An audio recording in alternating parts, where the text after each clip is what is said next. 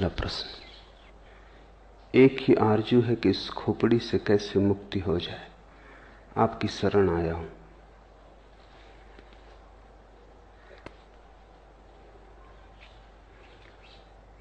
खोपड़ी से मुक्त होने का ख्याल भी खोपड़ी का ही है।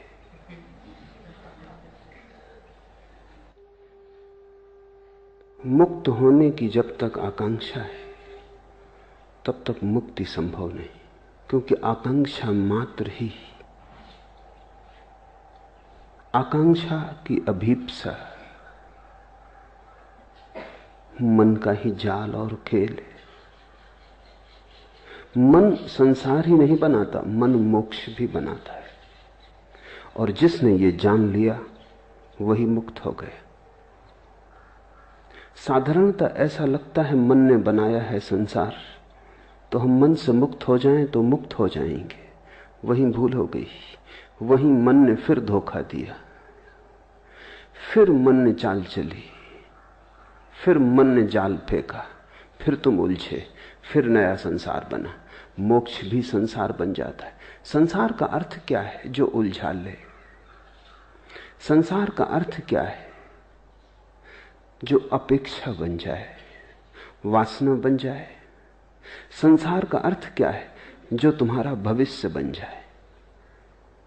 जिसके सहारे और जिसके आश्रय और जिसकी आशा में तुम जीने लगो, वही संसार है। दुकान पर बैठे हो, इससे संसार में हो। मंदिर में बैठ जाओगे, संसार के बाहर हो जाओगे। इतनी सस्ती बातों में मत पड़ जाना। काश इतना आसान होता, तब तो कुछ उलझन न थी।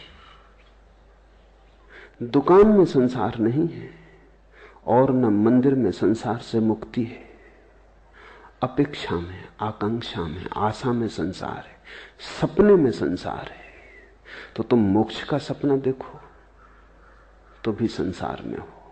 संसार के बाहर वही है जो अभी और यहीं है। लेकिन इसका तो अर्थ यह हुआ कि मोक्ष की आकांक्षा भी छोड़ देनी पड़ेगी। अन्यथा मोक्ष के बहाने भी, मोक्ष की वासना से भी तुम नए नए संसार बनाते चले जाओगे। समझना काफी है, छूटना नहीं है। छूटना किससे? किसी ने बांधा होता तो छूटते, किसी ने बांधा भी नहीं।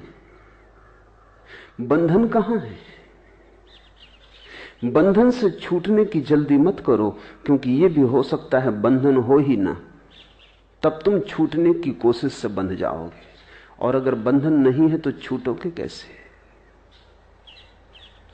बंधन से छूटने की कोशिश मत करो, बंधन को जानने की कोशिश करो कि बंधन कहां है। पूछो, जिज्ञासा करो, वासना मत करो। विपरीत की वासना भी वासना है। तुम कुएं से बचते हो, खाई में गिर जाते हो। इससे क्या फर्क पड़ेगा कि तुमने गिरने का ढंग बदल लिया? तुम बाएं गिरे कि दाएं गिरे, इससे क्या भेद पड़ता है? जिज्ञासा करो कि बंधन कहां है, बंधन क्या है। बंधन को भर आंख देखो। इसी को बुद्ध ध्यान कहते हैं, अप्रमाद कहते हैं कि बंधन को भरी आंख से देखो। तुम्हारे देखने देखने में तुम पाओगे बंधन पिघला, बंधन गया। क्योंकि बंधन तुम्हारी मूर्छा है। अगर तुम जाग के देखोगे कैसे टिकेगा? बंधन वस्तुतः होता तो मुक्ति का कोई उपाय न था। बंधन केवल ख्याल है, बात में से बात निकल आई है, कहीं कुछ है नहीं। एक युवक भिक्षु नागार्जुन के पास आया और उसने कहा कि मुझे मुक्त होना है। और उसने कहा कि जीवन लगा देने की मेरी तैयारी है, मैं मरने को तैयार हूं, लेकिन मुक्ति मुझे चाहिए। कोई भी कीमत हो चुकाने को राजी हूं। अपनी तरफ से तो वो बड़ी समझदारी की बातें कह रहा था। चिन्मय ने भी यही पूछा है आगे प्रश्न में। सरफरोशी की तमन्ना अब हमारे दिल में है, देखना है जोर कितना बाजुए कातिल में है। उसने भी यही कहा होगा। नागार्जुन को कि मरने की तैयारी है, अब तुम्हारे हाथ में सब बात है।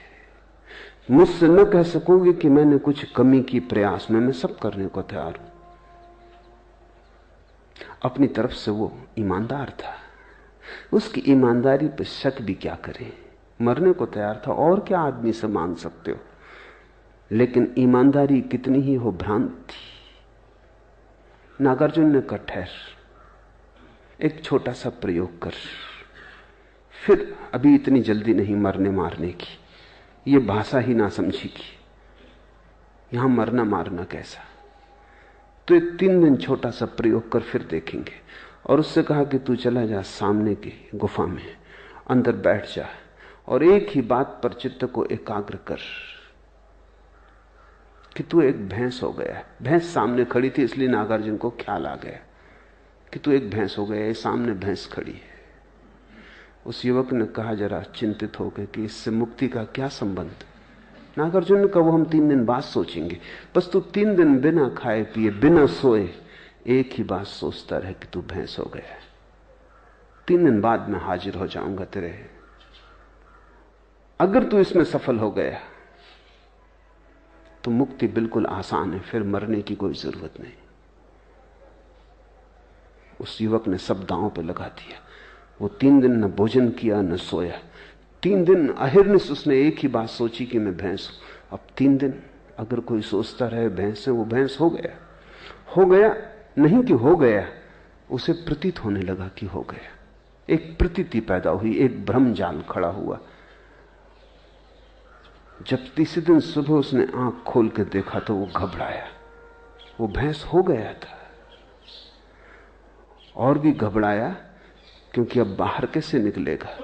गुफा का द्वार छोटा था, आए तब तो आदमी थे, भैंस थे, उसके बड़े सींग थे। उसने कोशिश भी की तो सींग अटक गए। चिल्लाना चाहा तो आवाज तो ना निकली, भैंस का स्वर निकला। जब स्वर निकला तो नागार्जुन भागा हुआ पहुंचा। देखा युवक है, कहीं कोई सींग नहीं है, मगर सींग अटक रहे हैं। कहीं कोई सींग नहीं है, वो आदमी जैसा आया था वैसे ही है। लेकिन 3 दिन का आत्मसम्मोहन, 3 दिन का सतत सुझाव, 3 बार भी सुझाव तो परिणाम हो जाते हैं। 3 दिन में तो करोड़ों बार उसने सुझाव दिए होंगे। फिर बिना खाए बिना सोए।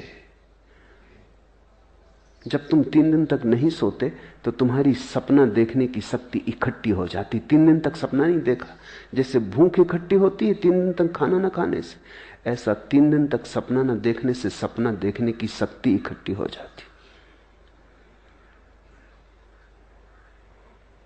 3 दिन की सपना देखने की शक्ति, 3 दिन की भूख।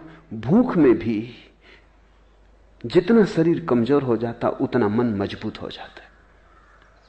भूख से शरीर तो कमजोर होता है, मन मजबूत होता है। इसलिए तो बहुत से धर्म उपवास करने लगे और बहुत से धर्मों ने रात्रि जागरण किया। अगर रात भर जागते रहो तो परमात्मा जल्दी दिखाई पड़ता है, सपना इकट्ठा हो जाता है। अभी इस पर तो वैज्ञानिक शोध भी हुई है और वैज्ञानिक भी इस बात पर राजी हो गए हैं कि अगर तुम बहुत दिन तक सपना न देखो तो हेलुसिनेशंस पैदा होने लगते, फिर तुम जागते में सपना देखने लगोगे, आंख खुली रहेगी और सपना देखोगे। सपना एक जरूरत है, सपना तुम्हारे मन का निकास है, रेचन है। 3 दिन तक जागता रहा, सपने की शक्ति इकट्ठी हो गई। 3 दिन भूखा रहा, शरीर कमजोर हो गया। ये तुमने कभी ख्याल किया, बुखार में जब शरीर कमजोर हो जाए तो तुम ऐसी कल्पनाएं देखने लगते हो जो तुम स्वस्थ हालत में कभी ना देखोगे। खाट उड़ी जा रही, तुम जानते हो कि कहीं उड़ी नहीं जा रही, अपनी खाट पे लेटे हो, मगर शक होने लगता है क्या गया है तुम्हें। शरीर कमजोर है। जब शरीर स्वस्थ होता है तो मन पर नियंत्रण रखता है, जब शरीर कमजोर हो जाता है तो मन बिल्कुल मुक्त हो जाता है। और मन तो सपना देखने की शक्ति का ही नाम है। बीमारी में लोगों को भूत प्रेत दिखाई पड़ने लगते हैं, स्त्रियों को ज्यादा दिखाई पड़ते हैं पुरुषों की बजाय, बच्चों को ज्यादा दिखाई पड़ते हैं प्रौढ़ों की बजाय। जहां जहां मन कोमल है और शरीर से ज्यादा मजबूत है, वहीं वहीं सपना आसान हो जाता है। 3 दिन का उपवास, 3 दिन की अनिद्रा, और फिर 3 दिन सतत एक ही मंत्र। यही तो मंत्र योग है। तुम बैठे अगर राम राम राम राम कहते रहो कई दिनों तक, पागल हो ही जाओगे। एक सीमा है झेलने की। वो 3 दिन तक कहता रहा मैं भैंस हूं, मैं भैंस हूं, मैं भैंस हूं। हो गया, मंत्र शक्ति काम कर गई। लोग मुझसे पूछते मंत्र शक्ति, उनको मैं ये कहानी कह देता हूं, ये मंत्र शक्ति है।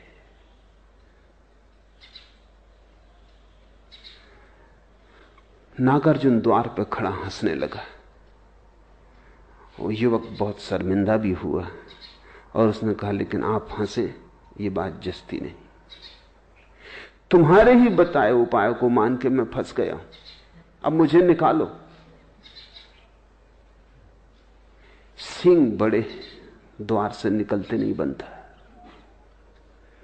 और मैं भूखा भी हूं, नींद भी सता रही है।